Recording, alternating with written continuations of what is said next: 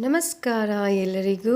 ಇವತ್ತಿನ ವಿಡಿಯೋದಲ್ಲಿ ಸೂಪರ್ ಆಗಿ ಸಬ್ಬಕ್ಕಿ ಸೊಪ್ಪಿಂದ ಎಗ್ ಬುರ್ಜಿಯನ್ನು ಮಾಡ್ತಾ ಇದ್ದೀನಿ. ತುಂಬಾ ಸುಲಭವಾಗಿ ಮಾಡ್ಬೋದು. ಸೊ ವಿಡಿಯೋನ ಕೊನೆವರೆಗೂ ನೋಡಿ. ನಮ್ಮ ವಿಡಿಯೋಸ್ ರೆಸಿಪಿಗಳು ನಿಮ್ಗೆ ಇಷ್ಟ ಆಗ್ತಾಯಿದ್ರೆ ನಮ್ಮ ವಿಡಿಯೋಸ್ಗೊಂದು ಲೈಕ್ ಕೊಡಿ, ಹಾಗೆ ಶೇರ್ ಮಾಡಿ ಮತ್ತು ಸಬ್ಸ್ಕ್ರೈಬ್ ಮಾಡೋದನ್ನು ಮಾತ್ರ ಮರಿಬೇಡಿ.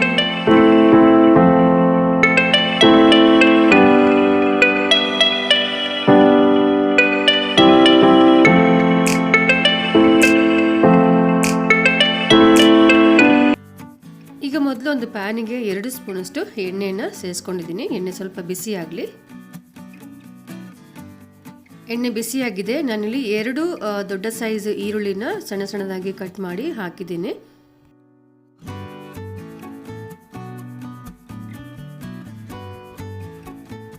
ಈರುಳ್ಳಿ ಒಂದು 10 ರಿಂದ 15 ಸೆಕೆಂಡ್ಗೆ ಫ್ರೈ ಮಾಡಿಕೊಂಡ್ರೆ ಸಾಕು, ತುಂಬ ಫ್ರೈ ಮಾಡೋದು ಬೇಡ.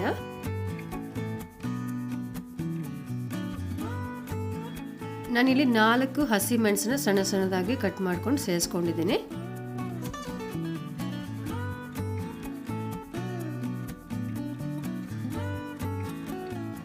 ಈಗ ಅರ್ಧ ಸ್ಪೂನು ಅರಿಶಿನ ಪುಡಿ ಸೇರಿಸ್ತಾ ಇದ್ದೀನಿ.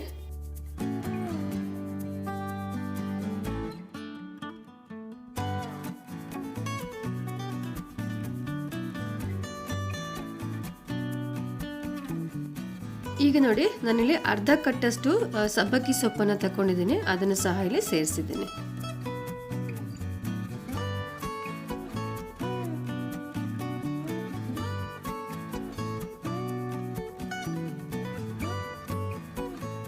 ಹಾಗೆ ರುಚಿಗೆ ಬೇಕಾದಷ್ಟು ಉಪ್ಪನ್ನು ಸೇರಿಸಿದ್ದೀನಿ. ಇನ್ನು ಸೊಪ್ಪನ್ನು 5 ನಿಮಿಷಕ್ಕೆ ಫ್ರೈ ಮಾಡಿಕೊಂಡ್ರೆ ಸಾಕು. ಸೊ ಸೊಪ್ಪಿಲ್ಲಿ ಫ್ರೈ ಆಗ್ತಾ ಇರಲಿ, ಅಷ್ಟರೊಳಗೆ ನಾವು ಮೊಟ್ಟೆನ ರೆಡಿ ಮಾಡ್ಕೊಳ್ಳೋಣ. ಸೊ ನಾನಿಲ್ಲಿ ಮೊದಲು 3 ಮೊಟ್ಟೆನ ತಗೊಂಡಿದ್ದೀನಿ.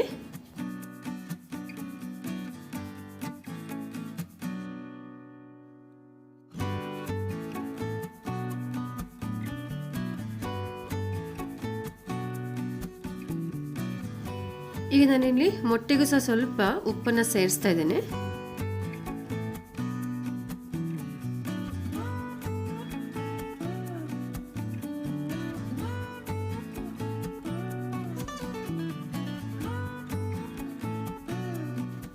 ಮೊಟ್ಟೆಗೆ ಚೆನ್ನಾಗಿ ಮಿಕ್ಸ್ ಮಾಡಿ ಇಟ್ಕೊಂಡಿದ್ದೀನಿ. ಸೊ ಮೊಟ್ಟೆ ರೆಡಿ ಆಗಿದೆ. ಈಗ ನೋಡಿ, ಸೊಪ್ಪು ಸಹ ರೆಡಿ ಆಗಿದೆ. ಇದು ಫ್ರೈ ಆಗಲಿಕ್ಕೆ ಜಸ್ಟ್ 5 ನಿಮಿಷ ಸಾಕಾಗಿತ್ತಷ್ಟೇ.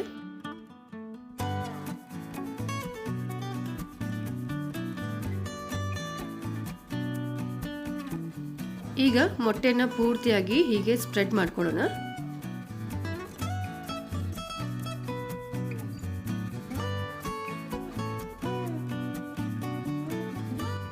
ಈಗ ಒಂದು ತಟ್ಟೆನ ಮುಚ್ಚಿಟ್ಟು ಗ್ಯಾಸನ್ನ ಲೋ ಫ್ಲೇಮ್ನಲ್ಲಿ ಇಟ್ಬಿಟ್ಟು 5 ನಿಮಿಷಕ್ಕೆ ಹೀಗೆ ತಟ್ಟೆ ಮುಚ್ಚಿಟ್ಟು ಬೇಯಿಸಬೇಕು.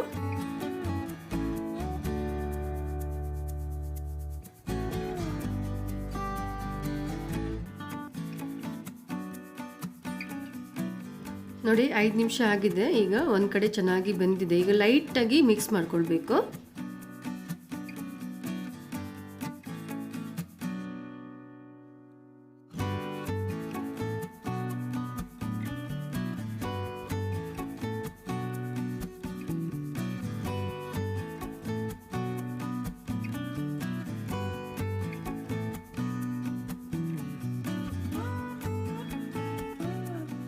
ಈಗ ಇದನ್ನೇನು ತಟ್ಟೆ ಮುಚ್ಚೋದು ಬೇಡ. ಹೀಗೆ ಒಂದು 5 ನಿಮಿಷಕ್ಕೆ ಚೆನ್ನಾಗಿ ಫ್ರೈ ಮಾಡಿದ್ರೆ ಸಾಕು.